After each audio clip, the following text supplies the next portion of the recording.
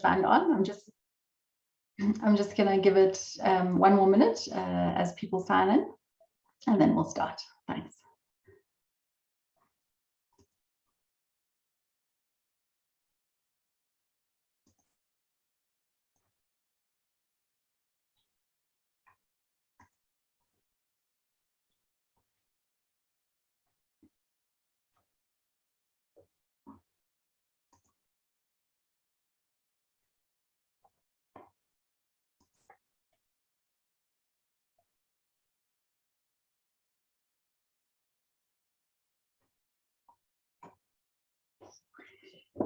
Okay, I'm going to get started. Welcome everyone to our monthly webinar. As I'm sure most of you know, we've converted our online quarterly CSI forums to monthly webinars. And the topic this month is corporate responsibility in ensuring equitable access to clean water and sanitation. So I just want to start with a few technical comments. We've got 3 great panelists lined up, and I'll be taking questions from the audience. So please use the Q&A functionality for all your questions. I'll be monitoring that. The chat function is also open, but I won't be monitoring that for questions. So please do put them in the Q&A and direct them to one or more of the panelists and make them as short and succinct as possible. The next thing is there will be a short survey after the webinar, and we'll also be emailing that out. So I encourage you to please complete it. We do like to get your feedback, particularly on which topics you'd like to see us do in the future. A lot of the topics that we've run have been based on feedback that we've got. And then the last thing to note is that this webinar is being recorded, and the recording will be made available, as well as a write-up of the session and the notes from the session, and they'll all be made available on the Trialogue Knowledge Hub, which has a dedicated water and sanitation section. Okay, so I'm just going to talk briefly to what Trialogue is. Trialogue is all about responsible business. I think most of the people who are on the call at the moment, and others are still coming in, are familiar with us. The 2 main things that we do are advisory services, and this includes our corporate social investment advisory, where we help with strategy and with monitoring and evaluation. We also do integrated thinking and integrated reporting advisory. And then our knowledge sharing platforms, our 3 main ones. And I just want to highlight that our conference is coming up next month on the mornings of the 22nd, 23rd, and 24th of June. So I'd encourage those of you that haven't signed up yet to please do so. And then I also wanted to just draw your attention. This picture at the bottom right of the screen is a screen grab from our Trialogue Knowledge Hub. And for those of you that haven't visited, I'd encourage you to do that. It's an online portal of information for people in the development sector. And it has a dedicated section on water and sanitation. Our topic for today. And this section is kindly sponsored by the Rand Water Foundation. So I'd like to thank the Rand Water Foundation, and we do have a delegate from the foundation who will be on our panel today. Okay, so the agenda for today, I'll be giving a brief overview. And then, as I mentioned, we've got 3 great panelists. We've got Claudia Schachschneider, who's the manager of water stewardship at the WWF South Africa. She'll be giving an overview on some of the challenges and what corporates can be doing. And then we're going to have 2 corporate case studies. Firstly, Mashudu Funzani, who's the program manager of WASH, Water, Sanitation and Hygiene, at the Rand Water Foundation. And then we have Nicole Solomon, who's the group CSI manager at ACI. And they'll each be talking to a case study of a specific water and sanitation program that they do. The rest of the session will be dedicated to Q&A. And so again, I encourage you to put your questions into the Q&A box, and I'll be taking the questions from there. There are hashtags for the webinar, so I do also encourage you to tweet as we go through. Okay, so why invest in water and sanitation? And I'm not going to dwell on this. I think everyone's acutely aware of the water and sanitation issues, and these were only exacerbated in the last year. But just some of the stats, and you can find more on the Knowledge Hub and in the Trialogue Business and Society Handbook. only 64% of South Africans have reliable water access. There's a huge water kind of scarcity issue, and on the current trajectory, there'll be a 17% gap between supply and demand in 2030. All of us can remember approaching day zero in Cape Town, and I think this, as demand increases and supply decreases, we headed for quite a significant gap. Over half of South Africa's wastewater treatment works are dysfunctional and require refurbishment. That's quite a significant number.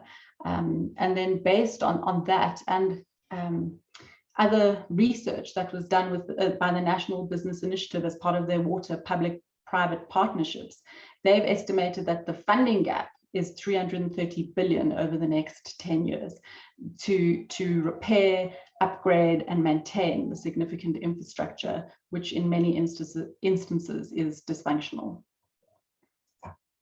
Okay, so as many of you know, we do annual research with corporates and nonprofits on corporate social investment. And I just wanted to quickly highlight that not many corporates are currently funding water and sanitation through their corporate social investment. So we are aware that there are other routes to obviously support this sector, and many corporates do focus on water as part of their core business and their operations. Our research showed that 12% of corporates fund the broad area of housing and living conditions, but that broad area only received on average 1% of corporate social investment expenditure. And of that amount, most of it went towards housing, either facilitating housing development or building houses. And 16% of that went to water and sanitation programs. So our two panelists who will be presenting from the corporate are two of the few corporates that support this sector through their corporate social investment. Sorry. And then how to invest in water and sanitation. And again, we're going to hear the case studies, so I'm not going to dwell on this, but there is a lot more information and case studies on each of these types of models on the Trialogue Knowledge Hub. So the first, and I suppose the most obvious, is around building and maintenance of infrastructure. Anything from large dam, wastewater works, sewage systems, through to toilets and sanitation infrastructure. The other option for corporates is around educating and creating awareness around water scarcity, water use, and individual and companies' roles in water. The other one is the environmental models. Here we see corporates often working on cleaning up of wetland and river areas and other similar programs.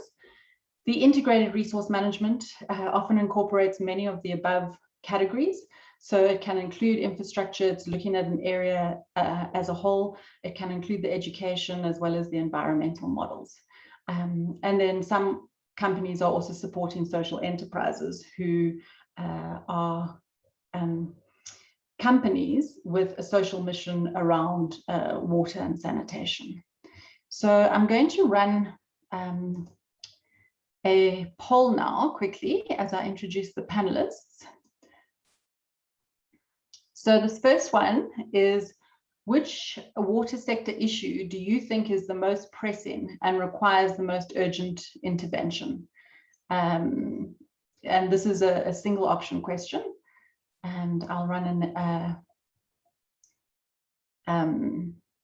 another one in a sec. I'm just going to give you a minute to vote.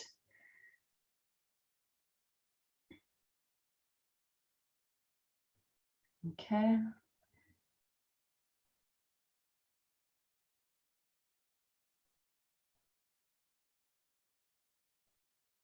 Okay, as we get more votes, it's shifting. I'm going to close it in 3 seconds. Okay, there we go. We've got more votes. Okay, I think everyone can see that now, but the category that came out top from our participants here was equitable access to drinking water.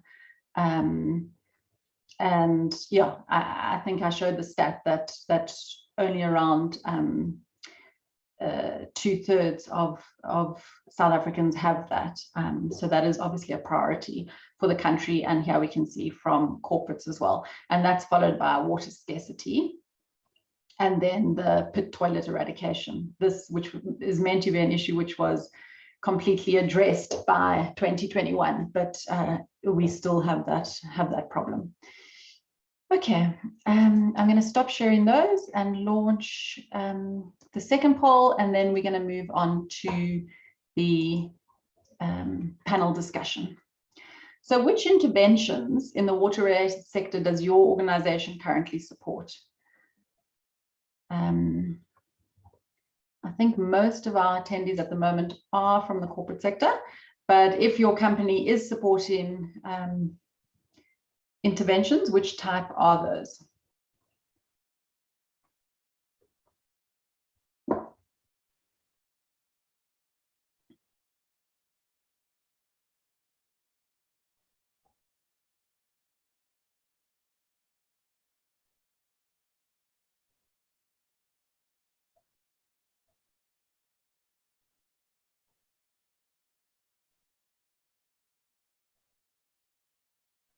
Okay, I'm going to close that now. That also moved around a bit. If you haven't voted, vote quickly. I saw a few more coming in. Okay, I'm going to share those results. And the two that came out highest were infrastructure maintenance, and you'll see on the slide that's the first one that I mentioned, and then climate change interventions. Those are the two that were most popularly supported. Okay, well, thank you for voting on those. And I'm now going to ask our three panelists to please turn on your videos. Thanks, Claudia. Thanks, Mashudu. Welcome.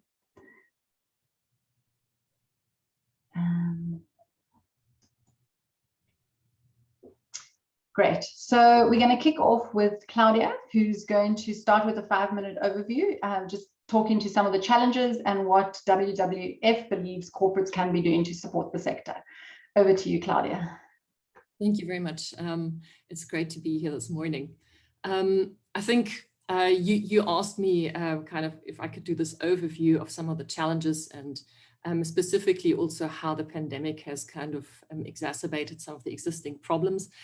And I think worldwide, the pandemic has sharpened our perspective on water, and over 3 billion people worldwide don't have access to the required hygiene at the moment from soap and water. And that is really our first line of defense against COVID, while we are still waiting all of our turns to be vaccinated. And this is a very familiar narrative for South Africa. And I think the poll just now showed it as well. That the remaining inequities in access to water and sanitation are really an important aspect, really pressing aspect for South Africans. We still have over 3 million people that don't have access to any basic water supply services and 14 million without access to safe sanitation. And then, you know, this is not the only pressing problem, and that's very transparently placed, you know, kind of laid out in the National Water Security Framework, as well as our National Water and Sanitation Master Plan. And apart from the fact that we're water scarce and we've got recurring droughts and floods already, which you've pointed out just now in your slides, we also have this insufficient water infrastructure and maintenance and investment in it. I also want to highlight that 44% of our drinking water treatment works are in a critical condition. And that in itself directly affects what kind of water quality comes out of our taps. And in a pandemic, that is also worrying. And then, as you already pointed out, 56% of our wastewater treatment works are in a critical conditions, meaning that they spill over into our rivers. And over the last few decades, we've really seen in our ecological classification systems that there's been almost like a 500% increase of rivers being classified as being in a poor ecological condition. And that is also combined with the fact that some people don't have access still to safe drinking water, a really worrying fact. And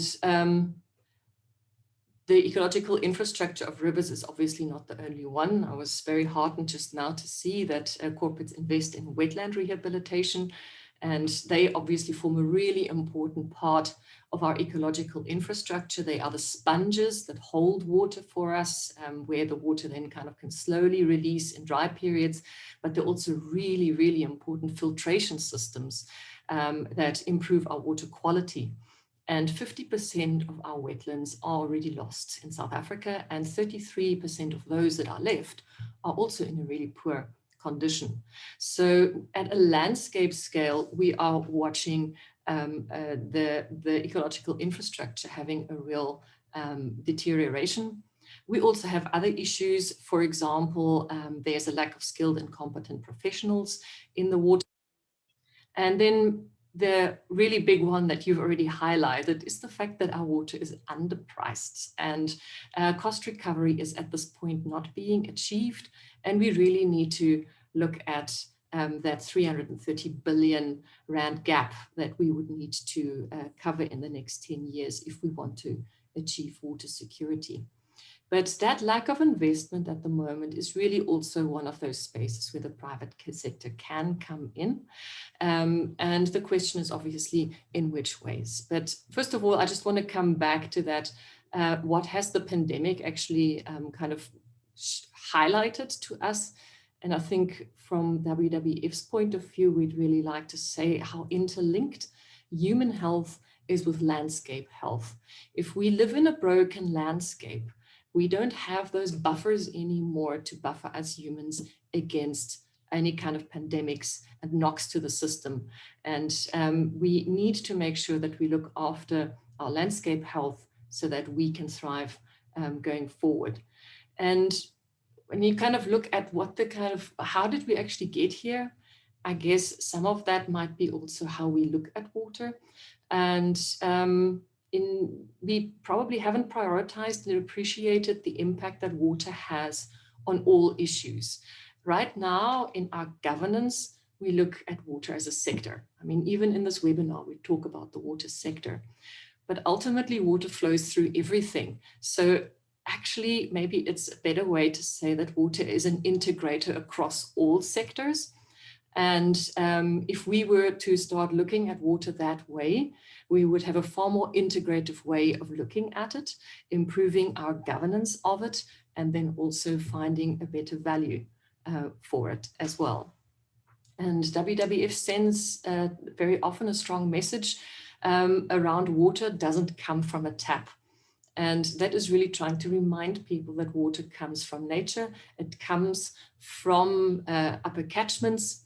And in South Africa, it typically comes from the 22 water source areas in South Africa that are dotted across the landscape that make up 10% of our land that produces 50% of our runoff.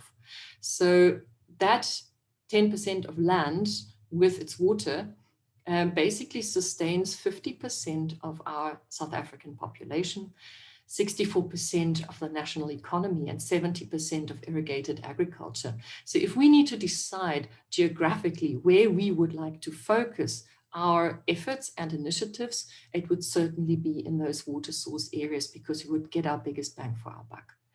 And that is really what we try to advocate companies to do in the sector, is that we try to bring partners on board to initiate integrated landscape scale projects and initiatives where there is opportunities for various players to come in, co-fund various initiatives that benefit both into the landscape direction and in the kind of WASH direction. So it integrates water resource management with WASH. And I think some of the examples would be directly around WASH, like some of the work that we do with the Coca-Cola, for example, where it's a matter of safeguarding springs around Matatiele to make sure that that drinking water is safe for use and doesn't get trampled by livestock. Others would be investing in a lot of alien plant clearing in order to ensure that more water is released into the downstream catchment and also generating a lot of employment in the process. But I think my 5 minutes are over. I'm going to stop here and let my colleagues have their opportunity. Thank you. Thank you, Claudia. Some even more frightening statistics there with those numbers, just pointing to the urgency of this. And I appreciated your point that, you know, it's not a separate sector, and not only is it completely interlinked to our health, but it's also linked to every other sector. So I'm going to come back to you to ask a bit more detail on some of those examples you gave. But for now, I'm going to hand over to Mashudu from the Rand Water Foundation to provide an example of what a company is actually doing. Thanks, Mashudu. Over to you. You're on mute at the moment. Yes, sorry about that. Good morning, Program Director. Good morning, colleagues. As Rand Water Foundation, we are going to be presenting a case study in relation to domestic water leaks repairs, non-revenue water management. The project itself is aimed at addressing water losses and promoting water use efficiency in Merafong City and Mfuleni local municipalities. Program Director, statistics records that South Africa loses huge amounts of water daily due to water leaks, island vegetation, and careless water usage behavior, amongst others. And as a result, Program Director, municipalities lose millions of rands in revenue, especially to domestic water usage patterns in the form of loose pipes, burst pipes, unrepaired household toilets, leaks, and careless water use behavioral patterns. As Rand Water Foundation Program Director, in this current financial year from 2019-2020, we have piloted this project in Merafong City and Mfuleni local municipalities in Gauteng. And the initiative is aimed at enabling these municipalities to cap water losses, save costs, and increase revenue. We have so far, Program Director, trained 240 local young people on plumbing, water leaks detection and repairs, water use efficiency, and end user computing technical support and new venture creation. A total number of 174 local youth were further trained as water ambassadors to undertake communities' water-wise campaigns. And as a result of that, Program Director, we have audited 4,030 households. And out of those, we have actually retrofitted 2,600 of those households in both municipalities. The impact of COVID in this regard, yes, we have seen the impact of COVID. The unemployment rate has skyrocketed, resulting in many households unable to pay for their municipal bills. And this has led to the already aging infrastructure not being promptly repaired. The infrastructure maintenance becomes a challenge, Program Director. And through the pandemic, some of our ambassadors were unable to access communities due to the water restrictions, due to the COVID-19 restrictions. The partnerships that we are delivering in this project, we have a partnership with all the municipalities that I have just mentioned, and the Department of Water and Sanitation. And I must indicate that the AECI, my partner there, my panelist, Nicole, has actually collaborated in this regard with regards to the Madibeng local municipality, where we actually drilled borehole and making sure that the purification plants are actually installed. We are currently in negotiation with Stillwater, the mining industry, which is aimed at assisting us in calculating the water savings, especially in Merafong local municipalities. The challenges that we have encountered so far, the Program Director, are primarily illegal connections of water services, which it's really a major concern to ourselves. Vandalism of infrastructure that we are actually providing to municipalities, it's also a concern. Power or interruptions and power supply cuts are a concern to us because in terms of power supply, when you reconnect, reservoirs mainly they require maintenance in this regard. Change of leadership in municipalities, it's also a challenge, wherein you find that the previous leadership is not actually taking forward the objective of the current ones. So in brief, Program Director, these are primarily the main challenges that we have encountered in terms of the implementation of this project. Thank you. Thanks, Mashudu. That's actually a wonderful example, and we definitely will go into more detail. I like, it obviously addresses this huge issue of water losses, but at the same time is looking at youth employment. in the same program, and obviously has many partners. So we'll come back to you on that. For now, we'll move to one of your partners, Nicole Solomon at ACI, to tell us about one of their water and sanitation programs. Over to you, Nicole. Thanks, Kathy. And I thank you, Mashudu, for raising the importance of partnership and collaboration. I think it's one of the key principles that we also live by as an organization. Water is such a massive problem in the country that only together through partnerships will be able to resolve it. Our brand promise at ACI is one ACI for a better world. And through that, we have made a public commitment around SDG 6 to able to ensure access to clean water. And we've launched an in-house project called Project Purpose, where we use collaboration from our CSR portfolio, our ACI plant health and ACI water capabilities to address water and food security in South Africa. And I think one of the key programs that stand out that we managed to resolve successfully was the Hammanskraal water issue that was quite highly publicized in the media in 2019. And we sent a team out just to go and address and look at the issue. And the feedback from the communities was shocking. We managed to put in world-class water filtration systems from the business and have our plant health team deploy agriculture projects throughout the community. And as such, we were able to enable 5,000 members of that community with clean drinking water, including schools and clinics, which we know you are unable to access your right to basic education if you don't have access to water.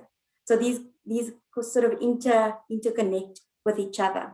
We've subsequently progressed a lot with Project Purpose and moved on to Limpopo last year in Hlanganani village. We are addressing the Goza primary issue next week on the 2nd of June. That was without water for 6 years. And we're looking at Makanda municipality, which is also a huge problem.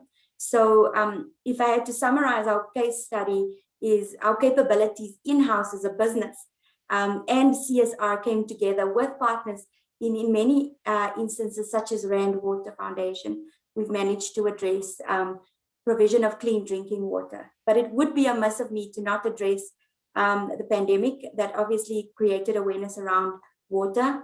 And such, we deployed hand washing stations to about 100 public clinics and schools across the country. And lastly, I just want to also raise the Iceways Water Care project that we have about river cleaning, EnviroCare management, invasive alien plant removal, and the water quality that's just improved so dramatically from this project, and the skills development program in plumbing and water monitoring that's emerged from that. We've now rolled this project out upstream to Umbombulu, where the pollution problem actually starts upstream, and gotten that community on board. And we've duplicated this project to our doorstep on the Henops River in Gauteng as well. And so as a business, water is key to what we do. It's key to ensuring the safety of the communities around our operations. And those are just a few of the examples I wanted to highlight this morning, Kathy. Thank you very much. Thanks, Nicole. Yeah, ACI is doing some amazing work there on many different programs.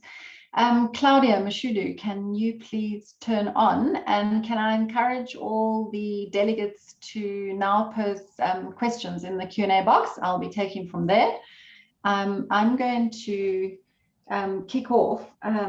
Just what struck me while all three of you were talking was kind of the localized nature of water and sanitation type projects. Many of the education projects and other types of projects we look at are really national. But what struck me is obviously you're all working with different municipalities in different areas. And I just wanted to ask each of you, and I'll start with Claudia, because you talked about focusing on the water source areas and neglected, and that working on integrated landscape projects was kind of the way to go. But how do, and I'm going to come to Nicole Mashudu on this as well, how do you select where to work as a corporate, which municipalities you're working in, which schools. You know, obviously these water issues are widespread and the projects are local. So I just want to get a sense of how you went about that selection. But I'll start with Claudia just on that same question. Thanks. It's actually a variety of things. I mean, as WWF itself, we've got in our 2025 goals that we want to be working fully in 10 different water source areas out of the 22.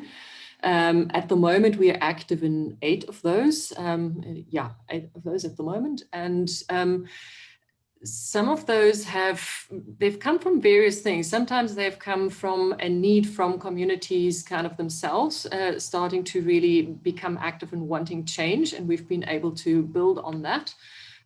Sometimes we've actually had outside interests, for example, from international corporates coming in, doing a water risk assessment, saying, our particular crop selection in a particular area is under high water risk. We would like some water stewardship initiatives in that area. How can we go about fostering that and growing it from there? So they come from different areas, but I guess one of the really good guidelines to use, it would be, first of all, where's your water coming from? If you're operating in a particular area, what is your water source area? And there's actually, WWF has got a water source area page where you can find that out. That would be a really good place to start. And then it would be a matter of familiarizing yourself with your kind of surroundings, understanding what your catchment is about, what the key issues are in your catchment, understanding who works in the catchment, who's active, and then getting engaged with those parties and seeing what the opportunities are. Thank you, Claudia. Mashudu, how did you select, of your large area, the 2 municipalities that you spoke about in your case study? Yes, thank you, Program Director Kathy. Some are actually presidential outcomes. Will get, a request from the Office of the President. Sometimes it will come from the Office of the Minister, but primarily also through our interaction with municipalities, through their municipal integrated development plans, where we try and align their needs. Some are actually prompted, as I've indicated in my presentation, that revenue generation is quite a massive issue now. You might have heard the minister this morning indicating that more than 12 billion rands is actually owed to water boards. So this actually prompted us to look into this issue in terms of the unaccounted water, so that we can assist these municipalities in making sure that the water that they are losing is accounted for. And as such, through this intervention of domestic water leaks repairs, we are making an impact. Thank you so much, Kate. Thank you. So again, similar to Claudia, I think sometimes from request and then sometimes from need, and in your case, particularly around the municipalities that are losing so much revenue. Nicole, do you want to briefly touch on that? You mentioned Hammanskraal. I know your Wise Water program is around your operation, but how do you select where you're doing some of your other water work? Kathy, I think first and foremost, it would be the emergency of the issue. I think our leadership are so active around our corporate citizenship and our ability to address water, because it's such a key source, right? So if anything is in the media and there's a community in need, we get tasked. So emergency need is one of the key issues. Secondly, I would say the maturity of a community. So when we started our Wise Ways Water Care project in Umbok, there was an existing body of women in the community without PPE, cleaning the river, taking out nappies. And we just took that, we actually inherited such a beautiful commitment from the community already to the willingness to want to address the issue, but we just needed to equip them with the skills. And then also community buy-in and ownership was key, because we saw the impact through the education program and awareness of how they've now held each other accountable, measured the tonnage of waste that was removed, and now, how they almost hold each other liable for not dumping any waste in the water source. So it does take, and then obviously from a CSI perspective, we look at our catchment areas, we look at our geographic footprint, and obviously areas, communities closer to our operation do have, preference. Thank you, Nicole. And that example you've given leads well to a question we've had from Bridget Kell, who says, what are some of the challenges, and this was addressed to you, but we can move on to the other panelists as well, but what are some of the challenges in working with communities and getting them together to support water management projects? So I know in the example you gave, there was an existing group of women, but what are some of the challenges that you faced in bringing communities together to support these type of projects? Kathy, there are many, but I will just highlight a few that stood out in this long journey we've walked with some of the communities. One is expectation. I think the minute communities are aware of a corporate coming in, they probably think that this is a cash cow and it's their way out of poverty. And it's about a very clear communication about the objectives of the initiative and the expected outcomes.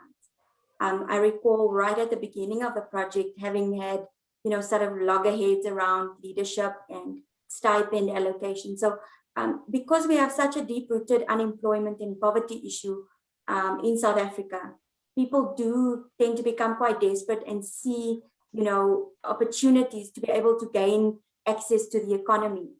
And we know that with skills development and building businesses, that takes time. And there's no quick fix for them to immediately earn an income. And so that would stand out as a major issue for us. And then I would say the second one, when you're working with water, when you work with invasive alien plant removal, is safety.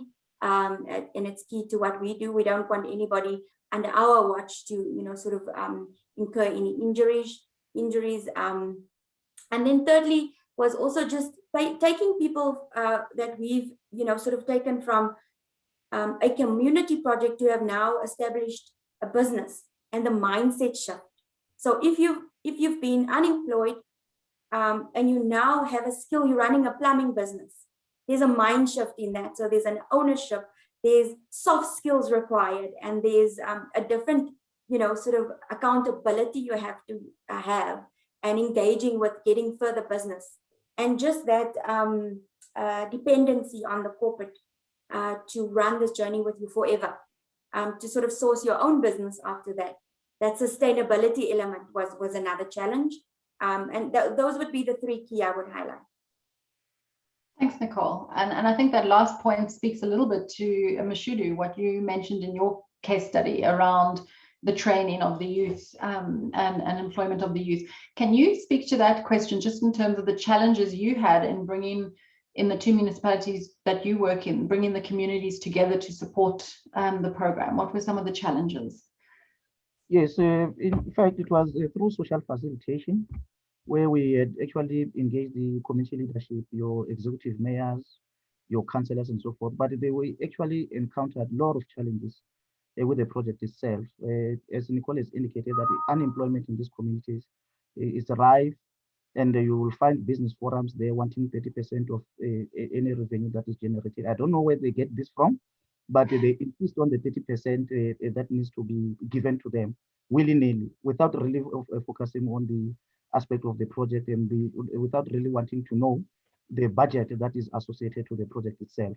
So those are the kind of issues that we have actually encountered massively. And in terms of the allocation of work opportunities in these areas, we had to advertise, but through the municipalities, local economic development platforms, and individuals will be asking the criteria that we have used in terms of the selection, and we had to stop practically for a period of 2 months, really wanting to address the issues that are in relation to employment, because it's a big issue. Remember, though the money is not a salary, it's a stipend of about 3,500, but it plays a major role to those that are unemployed, especially the youth. So those are some of the challenges that in municipalities we are actually encountering. Vandalism as well, and theft of material. Because those that are not employed, they will be aggrieved and inventing out their grievances. Instead of coming to the table and negotiating those, they'll resort to violence, to demonstrations, to theft, to vandalizing all the infrastructure that we are actually putting.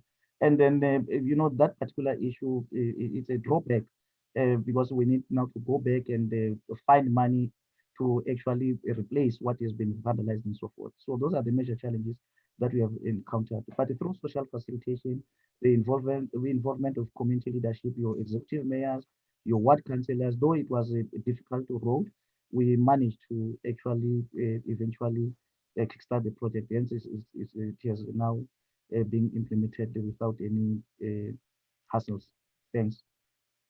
Thank you, Mashudu. I mean, that, yeah, sounds like similar challenges to what Nicole mentioned, and significant challenges. And I guess you've both spoken to the importance of stakeholder engagement in the process, and related to that, and then I'll take some of the questions that are coming from the audience, but you know, because there are so many different stakeholders in these programs, how long does it take you to actually get started, to do all that engagement, to get the buy-in, to get the agreement? You know, it sounds like a long process before you've even got the project kind of going. Mashudu, do you want to start on that? Yes, the duration, it will actually take us, it actually took us about 3 to 6 months to resolve those issues, because here we are also talking about the appointment of service providers or service delivery partners, SMMEs, you know. So in terms of allocation of work on the business opportunities in those communities, the situation becomes very tense, but it took us about 3 to 6 months to be able to resolve those issues that we're putting in. Thank you. So that was kind of for the resolution of the issues once you had started. Claudia, I don't know if you want to speak to this stakeholder engagement topic, and just what needs to be done before you start work in an area. Yeah, I think one of the really key things is to be able to engage with the various stakeholders and actually understand from them what they view as their key issues. So if there is an ability for that kind of sense of ownership and understanding that this is a joint issue worth addressing collectively, then you find you've got far better buy-in when you then actually get the funding and you're able to do something. Then that groundwork is already done and everybody is of a consensus that this was an issue worth tackling. And that is really one of the crux pieces that we tend to work on. And as an NGO, it's quite funny that we then sometimes have to negotiate the timing of funding that we get versus the stakeholder engagement and trying to marry the two. And that is an interesting thing if you work with various sorts of funding, various funders with different needs and timelines. So that is also interesting to do. And sometimes you just have to start somewhere and eventually get other stakeholders on board, because that's just the timeline you've got to work with if you want to make any change. Thank you. Okay, I'm going to take Nicholas Jaff has put in a question. He says the Bright Kid Foundation, and I think like many organizations that I'm sure all our panelists are aware of, has developed a soap and wash station that traps rainwater and provides soap. It uses flow controlled taps. Is there a greater need in schools or clinics? And I guess also just a comment on, these kind of products, and I think we've seen more and more of them in the last year, and how organizations, we have a panelist here who's got one, how organizations who have these should go about placing them, looking for funding, etc. Nicole, do you want to start with that one? Sorry, Kathy, can you repeat? I didn't get the question. Is it around hand washing stations? Yes. And I gave it to you because I know you did a program with NBI on some stations like this. But the direct question was, is there a greater need in schools or clinics? But I think the more indirect questions, what is the role of these stations? We saw a lot of them be developed in the last year. And if an organization has one, how do they go about identifying partners to work with and where to put them? Sure. I think on the onset of the pandemic, we took water and soap for granted, and we took hygiene and sanitation for granted. And I remember going out to one of the clinics that we provided water to, but yet there hasn't been an element of water that was now available for people to come in and wash their hands. So the risk of contamination still existed within that public clinic. And we know that our public clinics are very under-resourced. We know that they're highly pressurized in terms of the volumes of people that come in and out that are already sick. So having done that exercise, it just opened my eyes to the necessity of these stations everywhere. But again, it goes down to ownership and the clinic or the school's ability to own it and use it efficiently, because it is an investment that would eventually have to be owned by the recipient. And so we've seen great value in deploying these. We partnered with the Department of Education in Gauteng. We partnered with the MBI on them. We partnered with the National Department of Health, just to further enable their work around hand washing and water and sanitation. I know Dettol did some great work as well. So they sponsored through Unilever, they sponsored the product that went with all the stations. Okay. So my advice to the organization asking the question is to do some research around organizations and their their focus area around sanitation and hygiene, and maybe approaching them for support and partnership, and also looking at government parastatals that are obligated to deploy these around the country. Thanks, Nicole. I think you touched on an interesting issue there of ownership. I mean, and you've said you've rolled out these stations at many places. How did you go about addressing that or ensuring ownership once you had provided the stations? So we work closely with both Gauteng Department of Education, at one point eThekwini Municipality and National Department of Health to supply us a list with under-resourced public either schools or clinics, so that we didn't necessarily choose one and neglected the other one. It was really a collaborative approach to find those that are really in need of such resources. And I think that really helped. Because if you had to just go out and do your own thing, you wouldn't have that gravitas of the government behind you. So that's a short answer to the question. Thank you, Nicole. Okay, I'm going to take the next question, which comes from Peter Vondel. And he says he'd be interested in finding out how the Strategic Water Partners Network can leverage the corporate social investment sector. So I'm not sure.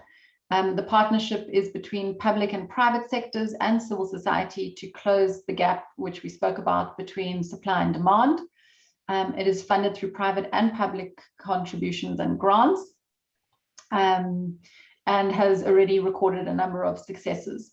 So I guess this question is for our corporates and our CSI participants on the panel. So I'll hand to you first, Mashudu. But how could a partnership like this approach and leverage the corporate social investment sector? Yes, in terms of partnerships, program director, we are open to partnership, and the partnership indeed is quite key in making sure that we have a success rate in terms of implementation of this project.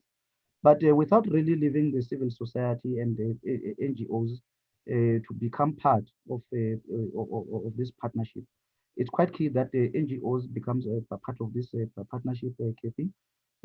I was quite disappointed last year in December, where we issued out as a corporate, an advert wanting SMMEs to assist us in delivering wash-related projects in communities. But a few of those actually responded. I'm not quite certain as to what actually transpired, because we had to reissue an advertisement in that regard. But we are saying we are calling upon all civil societies and NGOs to come on board, so that when we do this advertisement, they are able to respond to those promptly, so that we give opportunities to those. And remember that within Rainwater Foundation, the projects that we are undertaking is not only domestic water leaks repairs. We have school sanitation support, we have eradication of bucket systems, we have rural communities water supply, where we are drilling boreholes and so forth. So we are calling upon all civil society organizations, to make applications in this regard, and be corporate out there to come and assist us. I know that the organizations such as Coca-Cola previously have actually shown interest in terms of a partnership, especially in rural areas in terms of water supply and so forth. So this will go far in terms of making sure that if it's well coordinated, we are able to actually reach our goals. Thank you. Thanks, Mashudu. You've spoken a lot about how much you partner on your kind of programs. And I guess, Nicole, I'm going to throw this to you now, but and back to the question, but to what degree do you partner in other partnerships? So, you know, here we've got this strategic water partners network that exists. It's not necessarily managing your programs. What is the corporate view around partnerships with other collaborative initiatives? Kathy, it's definitely part of our business strategy. It's part of how we do work, in our corporate social responsibility area. We are a member of the Strategic Water Partner Network. I participate in those calls and sessions. We have not yet made an investment. We're wrapping up some of our existing projects, but we've identified ecosystems and partnership as a key. It's actually on my KPIs, a key area for us to explore and look into. So if I don't sit on those sessions, one of our members within ACI Water sits on it. We also have another group called SDG 6 that we sit on, and we also often collaborate with the Water Research Council as well on their initiatives. So without a doubt, partnership is a key. Like I said when I started, water is such a huge area. It can only be addressed through collaborations and partnerships. Okay, I think that, thank you. That's been a consistent theme for this session. And I think more so than we found in the other sectors that we've looked at. I guess this question is a big one, and it's the last one from the audience before we're going to close. And I'm going to start with you, Claudia, and maybe that's unfair because you're with a non-profit, but what do you think? I mean, we have two great examples of corporates here who fund in water and sanitation, and in both instances, it's strongly aligned to their business. You know, ACI works in the sector, as does Rand Water. But what do you think would encourage, and this question is from Ruth Buchman, what would encourage corporates to invest in water resources and water services? So our panelists excluded.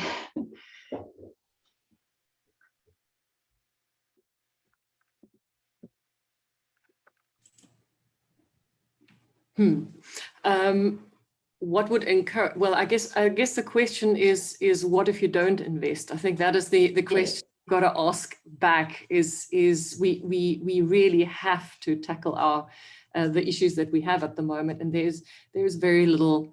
The risk of not doing something is even greater, and I think it would be. I think nowadays it is almost like a normal to look at a water stewardship journey, and part of that is going to look beyond your own fence, your own target setting, and to look at catchment engagement and looking at your neighbors and partnerships.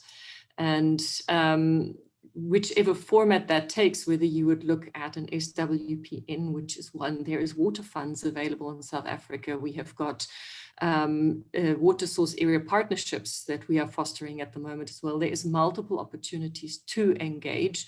And it would be a matter of investigation and trying to tailor where you would go.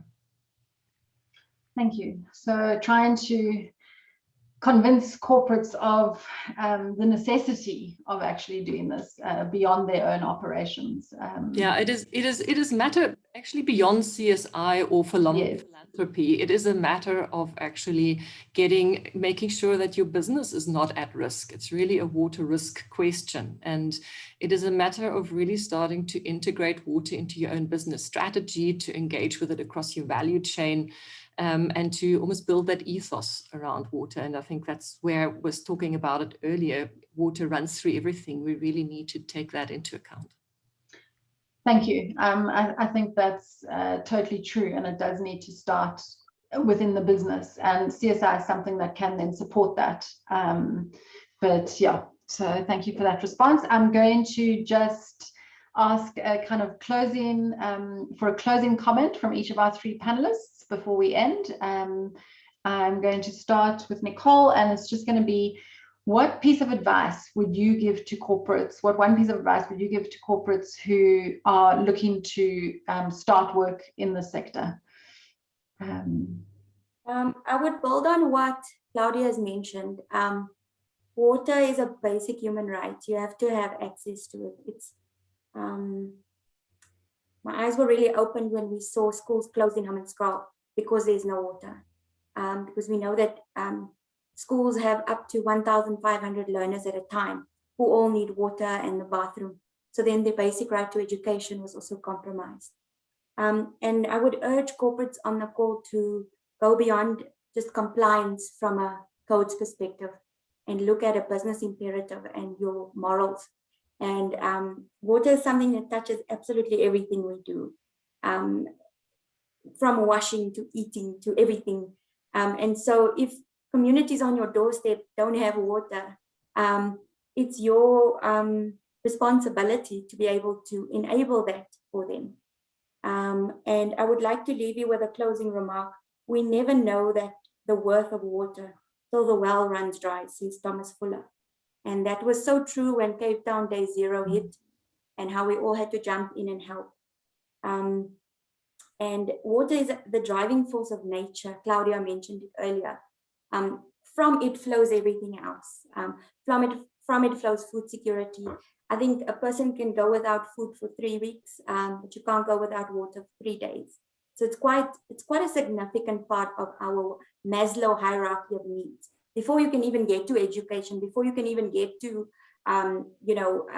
upskilling people, water is one of those fundamental needs that people need. Thanks, Kathy. Thanks, Nicole. Claudia, you on mute. Apologies. I would really, like to encourage companies to go explore in their respective catchments how they can look for projects where they can engage that both touch kind of the landscape as well as people, and to remind people that water is a neutral space. It is worthwhile fostering collaborations, partnerships, connections, and even those companies that might be, typically competing can actually work in the same space around water in a neutral fashion. And as WWF, we've got that in the dairy sector. We work with some beverage companies, we work with some food retailers that are all kind of putting funds together and working in the same landscapes to make a difference, because they're all sourcing water and produce from the same areas. And I'd really like to just kind of encourage others to do the same and to engage with also not just public and private partners, but also with community. So it's a community public-private partnership setup. Thank you. Thanks, Claudia. And Mashudu, last but definitely not least. Yes, thank you, Kathy. I'll start by saying that water is life and sanitation is dignity. So Real Water Foundation is actually looking for partners out there, the private partnership, so that they can invest and then we work together in making sure that water supply is achieved. And you can imagine without water in hospitals, in clinics, as is the case now, that recently what had happened in Sholok Matlagi Hospital and so forth. I mean, that's a threat to human life. And in the midst of COVID-19, without water, it's threatening human life as well. So in order for us to achieve this, it will require partners out there to come and invest in several organizations, including ourselves as a Real Water Foundation, so that this realization can be achieved. Thank you. Thanks, Mashudu. Thank you to all three of our panelists again. I appreciate your time and your case studies and your insights. And I think for the delegates out there, a key theme that's come through has been partnership, partnership, partnership. And not only our three panelists, but many other organizations and partnerships around water that are willing to engage with you, to support you if you are looking to invest in this sector. So thank you, and I'd like to say thank you again to Rand Water Foundation for partnering with Trialogue in sponsoring the topic on our Knowledge Hub. As I mentioned at the beginning, this is being recorded, and the slides and recording an article will all be put onto the Trialogue Knowledge Hub. We'll be sending those to everyone that registered, as well as our broader database. And then just a reminder that we're not having our monthly webinar next month because it's our annual Business and Society Conference. So if you haven't signed up to that, please do. We'll be exploring a lot of interesting issues there, including purpose-driven organizations. And we're also looking at the nexus between social and environmental sustainability. So I'm sure we'll be touching on this topic again during the conference. Thank you all for attending. Thank you to our panelists. And yeah, I look forward to seeing you at our conference. Thanks. Thank you very much. Thank you very much. Thank you. Thanks, Kathy. Take care. Bye, everyone. Bye. Bye. Bye.